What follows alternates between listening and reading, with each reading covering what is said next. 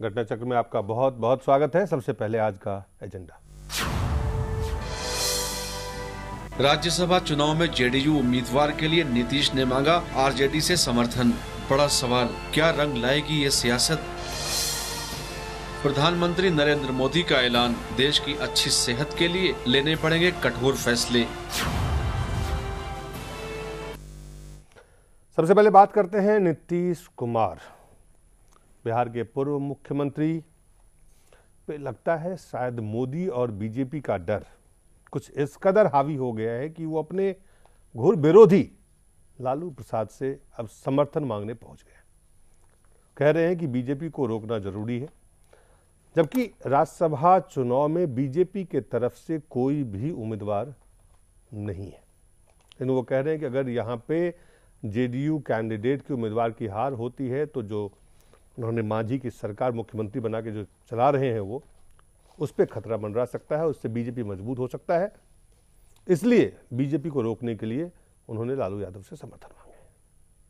लालू यादव इससे पहले मांझी सरकार को बिना शर्त समर्थन दे चुके। एक तरफ सरकार को बिना समर्थन शर्त देते हैं, दूसरी तरफ नीतीश राज्यसभा चुनाव में जीतने के लिए, अपने उम्मीदवार को जीतने के लिए समर्थन मांग रहे हैं। दोनों क्या वाकई बीजेपी को रोकने के लिए या फिर उनकी जो सियासी अस्तित्व है, जो वजूद है, उसी पे खतरा है, जिसके कारण अब मिलना उनके लिए जरूरी है, मजबूरी है, या फिर कुछ और? आप समझे, कैसे समझते हैं? हमारे साथ वरिष्ठ पत्रकार अवधेश कुमार जी हैं, भूपेंद्र धर्मानी जी हैं, पुष्पन कुलश्रेष्ठ हैं, उपेंद्र प्रसाद जी हैं और हमारे साथ डीयू से प्रोफेसर श्रीनिवास त्यागी साहब हैं।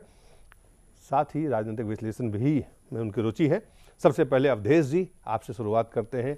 लालू और नीतीश की इस दोस्ती को, इस समर्थन मांगने के, समर्थन देने की पूरी चीज को कैसे देखते हैं आप? पहली बात तो ये दोस्ती नहीं है। अब मुझे दिलीप जी, मेरा प्रश्न तो पहले ये होता है, क्या राष्ट्रीय राजनीति के परिप्रेक्ष्य में नीतीश और लालू अब भी इतनी हैसियत रखते हैं कि उन पर बैठ के हम लोग कोई लंबी वार्ता और बहस करें? पहला प्रश्न तो मेरा यही है। और मेरा इसका उत्तर है कि वाकई इस समय अब दोनों की यह हैसियत नहीं है कि दोनों पर बैठ के उनके राष्ट्रीय राजनीति के परिप्रेक्ष्य में एक राष्ट्रीय चैनल पर हम लोग उनके बारे में बहस करें। अब जहां तक नीतीश का प्रश्न है तो मैं इसको जरा उतनी गंभीरता से नहीं लेते हुए मैं गदर फिल्म की याद दिलाऊंगा कि गदर फिल्म में एक पात्र है जो पाकिस्तान विभाजन के बाद पाकिस्तान में चला जाता है, लेकिन उसका दिमाग जो है आजादी की लड़ाई में ही अटका हुआ है। तो जब भी वहां कोई विशेष बात आता है, पुष्पेंद्र बाबू पाकिस्तान प्रेमी है इसलिए ज्यादा अगर उस फिल्म का समय याद हो तो वहां डिस्कशन होता रहता है, भारत के विरोध में आता है, गांधी जी जिंदाबाद, अंग्रेजों भारत छोड़ो, हिंदुस्तान आजाद होगा। उसका दिमाग वहां से निकलता ही नहीं है। फिर उसको गुस्से में आके घर वाले अंदर करते हैं। तो नीतीश की समस्या यह है कि सब कुछ हाथ से चला गया, लेकिन वही दिमाग अभी भारतीय जनता पार्टी और मोदी पर ही अटका हुआ है, उस गदर फिल्म के पार्ट की तरफ। तो वो खेल करने की कोशिश कर रहे हैं, क्योंकि उनके बिहार में यह बात ठीक है कि भारतीय जनता पार्टी के समानांतर कोई ना कोई एक पार्टी या पार्टी का समूह उभरेगा। वो आगे होगा पीछे होगा अलग बात है, लेकिन व्यक्तिगत नीतीश की राजनीतिक हैसियत इस समय बिल्कुल खत्म है, इसमें कहीं दो राय नहीं है। शरद यादव निर्विरोध निर्वाचित हुए, ये उनकी इच्छा के अनुसार नहीं था, न चाहते हुए उनको स्वीकार करना पड़ा जी। तो इसलिए नीतीश के बारे में चर्चा करना, यही चर्चा करना है नीतीश और लालू के, मैं बता रहा हूं वो वही, इसको केवल इस रूप में देख सकते हैं कि एक व्यक्ति जिसको देश की मीडिया ने, देश के बड़े हिस्से ने एक समय प्रधानमंत्री का उम्मीदवार और सुशासन का प्रतीक बनाया, उस आदमी के पीछे जो आधार होता वो इतना खोखला था विचारों का, राजनीतिक व्यवहारों का, कि वो आदमी शून्य पर चला गया है। और आज उसको उस व्यक्ति से गिरगिराना पड़ रहा है जिसके विरुद्ध उसने 1994 में पार्टी छोड़ी, लड़ाई लड़ता रहा, जंगल राज करके यहां तक आया है। तो ये तो अब ऐसा ही है कि जैसे किसी का शरीर अब वो गिर गया है तो उसको अब मान लीजिए आपने इतना पीटा है किसी को कि उसका अंग भंग होकर सड़क पर गिरा हुआ है, तो कोई आके उसको एक लात लगा दे मान लीजिए, तो वही स्थिति इस समय नीतीश की बिहार में है। अब वो लालू से कर रहे हैं, लालू की स्थिति भी आप जानते हैं, पप्पू यादव अपनी बदौलत जीते हैं, उसमें लालू की कोई भूमिका नहीं है। लालू की भूमिका से उनका एक उम्मीदवार बिहार में नहीं जीता है, तो दोनों की यह हैसियत है, तो उस पर क्या कहे और आप क्या ये न कहते कहे? हैं कि दोनों की इस तरह के, उपेंद्र जी क्या जो अवधेश जी विश्लेषण कर रहे हैं इस दोस्ती का, और सियासत में खास करके बिहार के सियासत में जहां पर की जमीनी जो सियासी जमीन है वो जातीय समीकरण से भी प्रभावित होता है? अब देखिए, जैसे जैसे वोटिंग परसेंटेज बढ़ता जाएगा जी, तो जाति का जो असर है चुनाव पर वो कम होता चला जाएगा। अभी तो 60%, 62% मतदान हुआ, अगर 80% मतदान हो जाए जी, तो किस कंस्टिट्यूंसी में किस जाति की संख्या कितनी है ये मायने नहीं रखेगा। दूसरी बात है कि अभी जो दोनों का गठबंधन हो रहा है जी, ये कोई चुनावी गठबंधन नहीं है। अभी जो गठबंधन है वो चुनाव को रोकने के लिए गठबंधन है। अभी राज्यसभा के चुनाव हो रहे हैं जी, 2 जेडीयू के उम्मीदवार हैं, 2 इंडिपेंडेंट उम्मीदवार हैं। अगर जेडीयू का उम्मीदवार हार जाता है, वो तभी हारेगा जबकि जेडीयू के जो विधायक हैं वो क्रॉस वोटिंग करेंगे। तो उनके क्रॉस वोटिंग जो करेंगे तो वो सिर्फ हार तक सीमित नहीं रह जाएगी जी, उनको निकालना पड़ेगा, उनकी सदस्यता समाप्त करनी पड़ेगी और वो सरकार माइनॉरिटी में आ जाएगी, वो गिर जाएगी। और दूसरा खतरा है कहीं अगर अधिक संख्या हो विद्रोहियों की तो वो हो सकता है कि नीतीश कुमार के नेतृत्व को चैलेंज कर दे, और नेतृत्व को चैलेंज करके एक टुकड़ा अलग होकर के बीजेपी के साथ मिलकर के सरकार बनाए, बीजेपी इसको टुकड़े को सपोर्ट कर दे, तो ये दूसरा खतरा है। तो ये असली जो है कि मांझी की सरकार बनी रहे, कोई वैकल्पिक सरकार बीजेपी के सपोर्ट से या बीजेपी की ना बने, या विधानसभा का चुनाव ना हो। तो ये दोनों में नीतीश और लालू का कॉमन वेस्टेड इंटरेस्ट है। लालू लेकिन सवाल ये है कि इस कॉमन वेस्टेड इंटरेस्ट जिसको आप कह रहे हैं कि दोनों के ये जो एक दोनों की हैसियत, दोनों की सियासी हैसियत, दोनों की सियासी वजूद, दोनों की सियासी जमीन, दोनों की सियासी चुनौतियां अभी एक समान आप कह रहे हैं, और ये कॉमन जो उनकी स्थिति है उससे निबल। लेकिन सवाल है बिहार के मतदाता का, जनता का, बिहार के व्यवस्था का। देखिए वहां पे अगर इसको हम इस दोस्ती को देखें, चाहे वो बहाना बीजेपी हो, देखिए ये दोस्ती जो हमें लग रहा है ना, ये सिर्फ चुनाव टालने के लिए है अभी, और आगे क्या होगा उसके बारे में अभी हम नहीं कह सकते। उसमें एक और बड़ी बात आप देखिए, 5 क्षेत्रों में विधानसभा के उपचुनाव हुए जी, लोकसभा के साथ, उसमें से 4 जेडीयू का था, 3 तो जेडीयू का था, और एक है जो आरजेडी का कैंडिडेट आदमी है जो जेडीयू से मिलकर चुनाव लड़ रहा था किशनगंज से जी। तो ये जो 4 एक तरफ से जेडीयू के थे, उसमें 3 में आरजेडी की जीत हुई, 1 में बीजेपी की जीत हुई, 1 में जेडीयू की जीत हुई। तो फिर आप ये कैसे समझते हैं कि लालू यादव को लगेगा कि हम फिनिश हो गए हैं? अगर 5 में से 3 आरजेडी की जीत होती है तो अपने को फिनिश मानने के लिए अभी तैयार नहीं। तो उनको लगेगा कि अभी नरेंद्र मोदी का भूत था, नरेंद्र मोदी का खुमार था, नरेंद्र मोदी की ओबीसी है इसलिए ओबीसी के लोगों ने उनको वोट दिया। लेकिन विधानसभा चुनाव में नीतीश मोदी फैक्टर नहीं रहेंगे, तब हम सरकार में आ सकते हैं। तो ये जो उम्मीद है लालू यादव को, इसको आप ये नहीं मान सकते को नाउम्मीद हो चुके हैं। ये जो राजनीति के लोग जो राजनीति करते हैं वो बहुत आशावान भी होते हैं। उनको लगता है कि हम यहाँ 30% वोट लाए हैं, 35% वोट आ जाएगा विधानसभा में, हमारी सरकार बन जाएगी। दूसरा, नीतीश कुमार को लग रहा होगा कि लोकसभा में तो के लिए तो हम फिट नहीं थे, क्योंकि हमारी पार्टी क्षेत्रीय पार्टी है, दूर दूर तक कोई नहीं सोच सकता था कि हम प्रधानमंत्री बनेंगे, इसलिए हम मोदी के सामने नहीं टिक पाएंगे। इनको लग रहा होगा कि जब विधानसभा का चुनाव होगा उसमें मोदी फैक्टर ही नहीं होंगे, तो मोदी फैक्टर नहीं होंगे और हमने बहुत बड़ा काम किया है। तो ऐसे स्थिति वही सवाल है कि जिस तरह से लालू पे उन्होंने लगातार 17 सालों से 18 साल बीजेपी के साथ मिलके जिस तरह के हमले उन्होंने किए, जिस जंगल राज की स्थापना, जिस जंगल राज से निजात, जिस तरह का डर भय लालू के नाम से वो बिहार के जनता को जी, अगर नीतीश लालू को सपोर्ट करते हैं, जैसे राबड़ी देवी को अगर बनाते राज्यसभा का सदस्य, तब उनकी पॉलिटिक्स मारी जाती। तो ये खतरा वो नहीं उठा सकते, क्योंकि अगर लालू के साथ को फेवर करते हुए दिखाई पड़ेंगे, उनकी जो राजनीति है वो एंटी लालू पॉलिटिक्स है। जैसे ही एंटी लालू का यहाँ से तो एंटी लालू पॉलिटिक्स उनकी खत्म हो रही है, यहाँ से वो प्रो लालू या लालू समर्थक या लालू से समर्थन लेने वाले देखे जाएंगे। लालू नहीं हो रहे हैं, लालू प्रो नीतीश हो रहे हैं अभी उन्होंने, क्योंकि अभी जो डील हुआ दोनों में जी, इसमें से गेनर सिर्फ नीतीश कुमार हैं। इसमें लालू यादव कहीं से गेनर नहीं है। लालू यादव फिर लालू उसको समर्थन क्यों दे रहे हैं? अगर लालू गेनर नहीं है तो लालू की ऐसी कौन सी मजबूरी है जिसके कारण? लालू की जो मजबूरी है, दो तरफ से मजबूरी है। लालू ने अभी समर्थन नहीं दिया है। नहीं, लालू ने सरकार को समर्थन लेकिन राज्यसभा पर उसने कहा कि हमारे विधायक स्वविवेक से वोट डालेंगे। जब उन्होंने कहा, सुनिए ना, तो उसने कहा है कि मैं 18 को फैसला करूंगा इस पर। उसने नीतीश पर अटैक किया है कि जैसे सिनेमा में एडवांस बुकिंग होती है। लालू का स्टेटमेंट सुनिए, आज का है जैसे सिनेमा में एडवांस बुकिंग होती है वैसे ही इन्होंने अगले मुख्यमंत्री के लिए अपना एडवांस बुकिंग कराया है। हमने भले जीतन राम मांझी को समर्थन दिया है, लेकिन हम इनका विरोध भी करेंगे। लालू जो है सो इन्होंने अपने लिए तो एक मकान ले लिया, हम दोनों पति पत्नी मुख्यमंत्री, हमको एक मकान दिया है, अपने लिए पीए पीएस ले रहे हैं, हमको ये भी नहीं दे रहे हैं। तो ऐसा नहीं है कि लालू एकदम जो है ब्लैंक चेक की तरह साइन करके दे दिया है। वो 18 को फैसला करने वाले हैं कि क्या करेंगे। पुष्पेन, देखिए, दो बात समझ में आती है। अवधेश जी और उपेंद्र जी जो हैं वो बिहार की राजनीति को बड़ी पास से समझते हैं, सारी बात कह चुके हैं।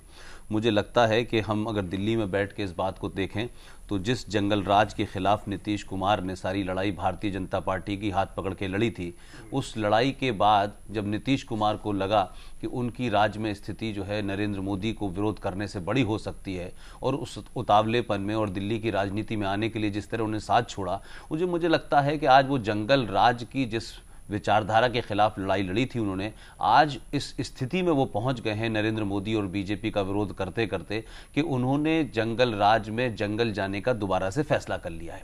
और इस दोनों के गठबंधन में मुझे जो एक चीज नजर आती है, ये मजबूरी में दोनों एक दूसरे के साथ खड़े हुए हैं। पहले सेकुलर फ्रंट के नाम पे बात हुई कि साहब हम सेकुलर ताकतों को मजबूत करना चाहते हैं, लेकिन आप ये देखें कि लालू प्रसाद यादव से नीतीश कुमार ने असेंबली में समर्थन नहीं मांगा था।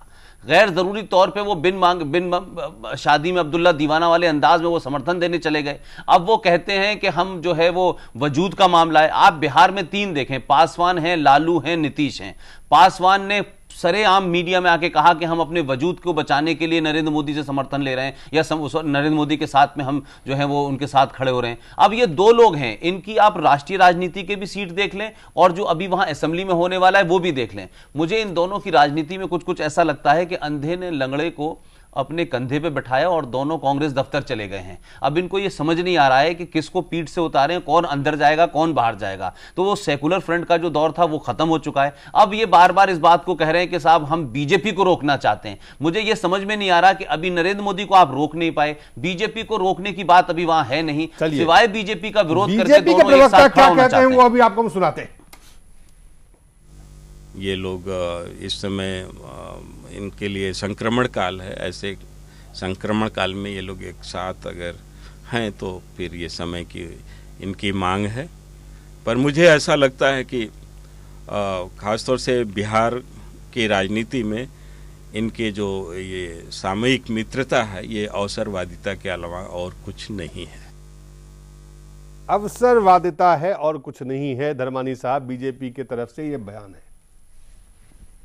देखिए, इसमें तो कोई सियासत में अवसरवादी होना ये लगता है ये तो तमाम पार्टियों के लिए बराबर ही है। जो आप बात कह रहे हैं, देखिए मेरे को लगता है कि 18 साल पहले लालू विरोध की राजनीति से उभरे नीतीश कुमार, अगर आज 18 साल बाद उन्हीं के पास 18 साल पहले बीजेपी का विरोध करते हैं, उसके बाद बीजेपी से भी समर्थन नहीं, मैं कुछ और कह रहा हूँ। मेरा ये कहना है कि उन्हीं के पास अगर वो कटोरा लेकर जा रहे हैं तो इससे उनकी स्थिति राजनीतिक रूप से क्या है ये समझ में आती है। मुझे ये लगता है कि ये बात जो अभी प्रवक्ता की आपने सुनाई, मुझे लगता है कहीं ना कहीं वो सच कह रहे हैं।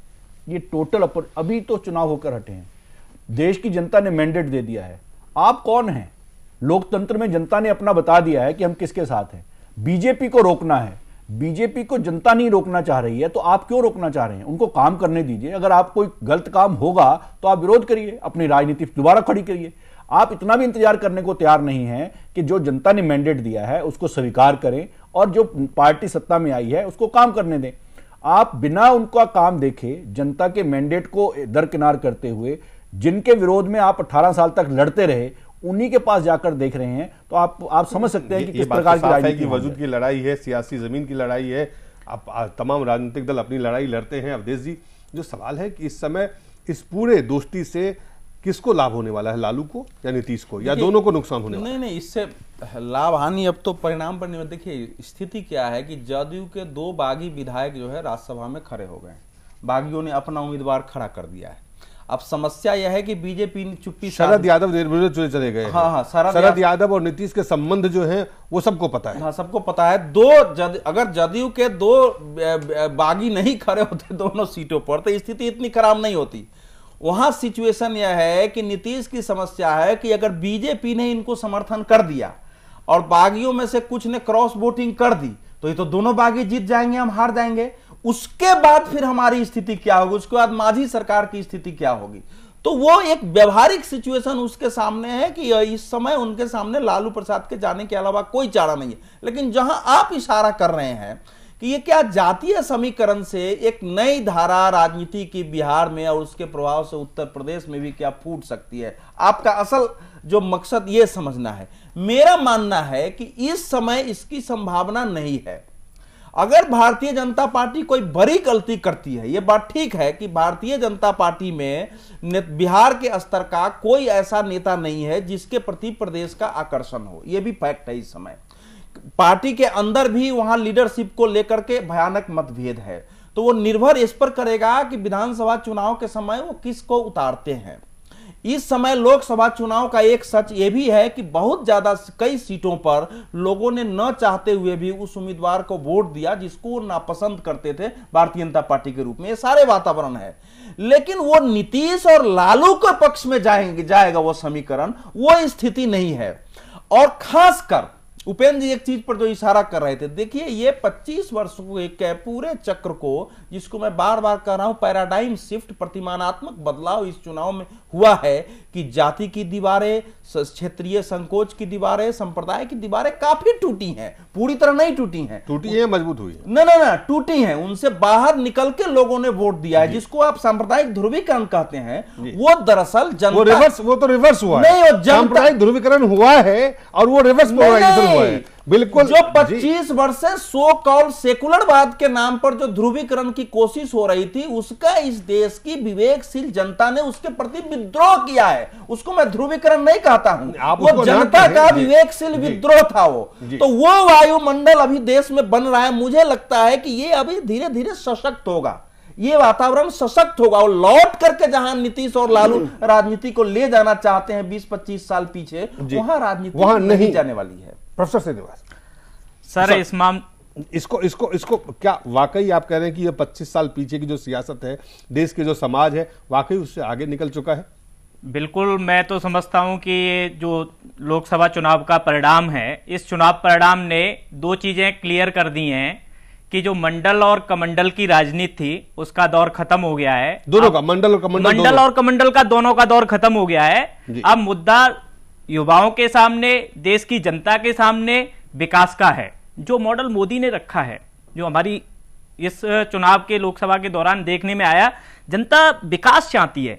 अब जातिगत आधार पर, चाहे आप बिहार का उदाहरण ले लीजिए, चाहे उत्तर प्रदेश का उदाहरण ले लीजिए, इन दोनों ही राज्यों में जातिगत कोई फोर्स अलायंस बना करके कोई बड़ा राजनीतिक राष्ट्रीय स्तर पर फेरबदल करते हुए आज के दौर में तो नहीं दिख रहा। मुझे व्यक्तिगत ये लगता है। जी। और अगर इस प्रकार की राजनीति 21वीं सदी में चलती रही तो वही वाली बात है कि जिस जंगल राज से नीतीश जी ने अपना नाता तोड़ा था, मुक्ति का अभियान शुरू किया था, उसी जंगल राज में प्रवेश करने का जो बिल्कुल नहीं सर, उसमें नीतीश ने किया, नीतीश ने केवल ये किया, लॉ एंड ऑर्डर को ठीक से इन्फोर्स किया। दो चीजें उपेंद्र जी, बिहार के जो सामाजिक वास्तविकताएं हैं, जो जमीनी हकीकत है, जो सामाजिक समीकरण है, जो जातीय समीकरण है, जो जातीय ध्रुवीकरण होता है और जो जातीय वहां पे सियासत होती है, उसमें और आज की जो चुनौतियां हैं, खास करके एक बात माना जाता है कि बिहार वो सियासी जमीन है जहां से नए राजनीतिक आइडियाज जो होते हैं वहां से उसका उदय होता है।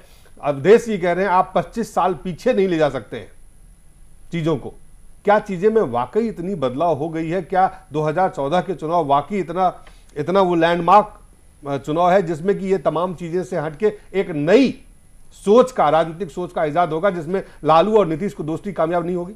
अब देखिए, तो बात सही है कि 1990-91 के दिनों में बिहार अब नहीं जा सकता, क्योंकि उस समय जो पॉलिटिकल कॉन्शसनेस जो था और जिन लोगों के खिलाफ कॉन्शसनेस था जी, अब वो वैसा माहौल रहा नहीं। वो जो जाति का जो संघर्ष था वो दूसरा रूप ले लिया, क्योंकि उसमें देखिए जो भी पिछड़े वर्गों को जो फायदा हुआ उसका सिर्फ 3 जातियों को फायदा मिला। उसके अलावा पिछड़े वर्गों की जो अन्य जातियां हैं वो अपने आप को आहत महसूस कर रहे हैं, उनको लग रहा है कि हमें लाभ नहीं मिला बल्कि हमको ठगा गया, तो वो अब उनके साथ नहीं जुड़ेंगे। इस वक्त लालू अगर क्योंकि लालू और नीतीश पर दोनों, शरद यादव ने कहा कि मैंने दोनों को आगे बढ़ाने की कोशिश की, लेकिन दोनों जात की राजनीति करते हैं, और वो चुनाव के बीच में उन्होंने कहा। और इस समय नीतीश और लालू के साथ जो उनके संबंध है वो भी 36 के आंकड़े दोनों के साथ है लगभग। देखिए, शरद यादव जी की जो राजनीति है वो जो फैक्चुअली तो उन्होंने सही कहा, लालू यादव को मुख्यमंत्री बनाने में उनकी अहम भूमिका रही। फिर बाद में नीतीश भी उसी समय मुख्यमंत्री बने जब उन्होंने जनता दल और समता पार्टी का मेल करवाया, तो वो फैक्चुअली वो गलत नहीं कह रहे हैं। लेकिन ये भी हमें देखना पड़ेगा कि जो वहाँ के जो कास्ट पॉलिटिक्स थी वो कुछ परिस्थितियों के कारण भी थी, वो परिस्थितियां बदल गई है। और जो कास्ट पॉलिटिक्स आप कह रहे हैं बिहार में जात की जो सियासत थी उसमें ऐसा क्या बदलाव आया है? उसमें बदलाव यही आया ना, ये जो मैंने कहा कि पिछले आज अगर लालू प्रसाद यादव के पार्टी को जो वोट मिले हैं या नीतीश को जो वोट मिले हैं, क्या वो जातीय से बाहर निकल के वोट मिले? अब देखिए, बहुत सारे वोट मिलते हैं उम्मीदवार के कारण ही मिलते हैं।